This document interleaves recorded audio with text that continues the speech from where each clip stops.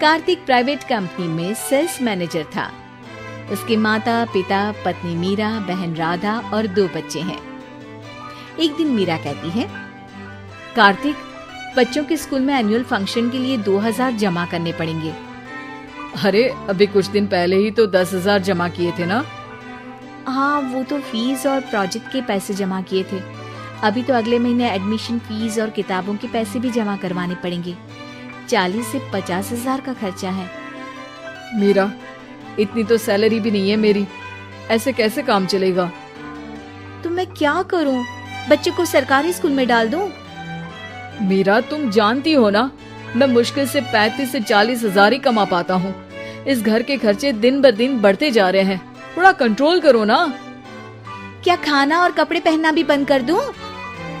मैं ऐसा नहीं कह रहा हूँ मीरा। तुम जानती हो राधा का भी पोस्ट ग्रेजुएशन पूरा होने वाला है। घर के खर्चों के साथ उसकी शादी की जिम्मेदारी भी उठानी है। मेरे बच्चों की पढ़ाई से ज्यादा इम्पोर्टेंट राधा की शादी है, तो करो जो मन में आए। मैं बोझ लगती हूँ तो मैं बच्चों के साथ अपने मायके चली जाती हूँ। तुम्हारी सारी मुसीबतें ही खत्म हो जाएगी। मीरा, मुझसे बहस मत करो। सुबह सुबह ऑफिस जाने के टाइम पर ही कलेश करके दिन मत खराब करो। इतना बोलकर कार्तिक वहाँ से चला जाता है। तभी, कार्तिक बेटा, ऑफिस जा रहे हो? मेरी दवाइयाँ लेते आना। और बेटा, बिजली का भी बिल 2 महीने से जमा नहीं हुआ, इसे भी आज जमा करवा देना। जी पिताजी, लाइए बिजली का बिल। 4600 रुपए बिजली का बिल आया है। माँ, मीरा, राधा, कितना ज्यादा बिल आया है। भैया, ये 2 महीने का बिल है और मैं तो सिर्फ फोन चार्ज करती हूँ। अरे बेटा, मैं तो गीजर से पानी गर्म करने के अलावा मेरे कमरे में एक पंखा और एक लाइट ही तो जलते हैं। मीरा, तो फिर इतना बिल कैसे आया? हाँ, सारा इल्जाम मेरे पर ही लगा दो ना।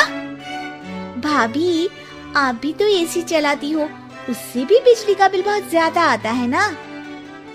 एसी मेरे मायके से आई है और वो भी अब सबकी आंखों में खटकने लगी है।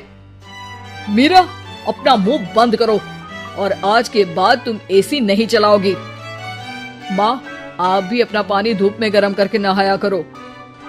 कार्तिक ये कहकर घर से ऑफिस के लिए निकल गया। घर से कुछ आगे जाते ही उसकी गाड़ी पंचर हो गई। कार्तिक को पंचर बनवाकर ऑफिस पहुंचने में लेट हो गया। बॉस ने कार्तिक को अपनी कैबिन में बुलाया। अब मैं आई कम इन सर? कम इन। बहुत लेट हो तुम। अब सॉरी सर, कुछ प्रॉब्लम्स की वजह से लेट हो गया। मुझे कुछ नहीं सुनना। तुम्हारा टारगेट कंप्लीट हुआ? अब नो सर, अभी बाकी है। क्यों? अब सर, मार्केट में बहुत रिसेशन चल रहा है, बिजनेस कहीं से मिल नहीं पा रहा। मैं अपनी तरफ से पूरी कोशिश कर रहा हूँ सर। मुझे तुम्हारी कोशिश नहीं चाहिए, मुझे बिजनेस चाहिए। अगर तुमसे नहीं हो पा रहा है तो तुम रिजाइन कर सकते हो। अब नहीं सर, मुझे इस नौकरी की बहुत जरूरत है। मैं अपनी फैमिली का सिंगल अर्निंग पर्सन हूँ। मेरी जॉब चली गई तो मेरी फैमिली प्रॉब्लम में आ जाएगी सर। इसका ख्याल तुम्हें रखना चाहिए। जाओ यहाँ से और बिना बिजनेस लाए मुझे तुम अपना मुंह मत दिखाना। कार्तिक बिजनेस की तलाश में इधर से उधर कड़ी धूप में सारा दिन भटकता रहता है और थका हारा जब शाम को घर आया। बेटा, मेरी दवाई ले आए और बिजली का बिल भर दिया। अब दवाई लाना भूल गया पिताजी, और बिजली का बिल जल्दी भर दूंगा। पर बेटा, याद से भर देना, वरना बिजली वाले बिजली काट कर चले जाएंगे। लीजिए पानी। बच्चों के एनुअल फंक्शन के लिए स्कूल में जमा करने वाले पैसे लेकर आए? अभी सैलरी नहीं आई है मेरा, और अकाउंट में ज्यादा पैसे भी नहीं बचे हैं। तो क्या बच्चों को स्कूल भेजना बंद कर दूं? बच्चे अगर इस साल एनुअल फंक्शन नहीं अटेंड करेंगे तो कोई पहाड़ नहीं टूट पड़ेगा। और अब तुम मेरा दिमाग खाना बंद करो। अरे, आप मुझ पर क्यों चिल्ला रहे हैं? कार्तिक गुस्से में घर से बाहर चला जाता है। अब मीरा रोने लगती है। भाभी, आप रोइए मत, टेंशन लेने से कुछ नहीं होगा। पर राधा, घर के भी खर्चे हैं, कार्तिक के गुस्सा करने से घर के खर्चे नहीं पूरे होंगे। पर मीरा बेटा, लड़ाई करने से भी कोई समाधान नहीं मिलेगा, उल्टा घर का माहौल ही खराब होगा। पर मुझे लगता है हमें भी घर के खर्चों में हाथ बढ़ाना चाहिए। मुझे योगा सेंटर में जॉब का ऑफर मिला है, मैं कल से ही जॉब ज्वाइन कर लूंगी।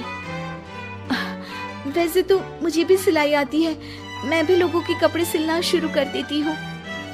हाँ बेटा, मैं भी तुम्हारा घर के कामों में हाथ बटा दिया करूंगी और काज बटन लगाकर सिलाई करने में भी सहायता करूंगी। मीरा, मैं तुम्हारे बच्चों के साथ मोहल्ले के बच्चों को भी ट्यूशन पढ़ाऊंगा। इसी बहाने मेरा टाइम पास भी हो जाएगा। इस तरह से अब घर के सभी सदस्यों के सहयोग से पैसों की समस्या दूर हो गई और सब खुश रहने लगे। इससे हमें सबक मिलता है कि एकता में कितनी ताकत होती है।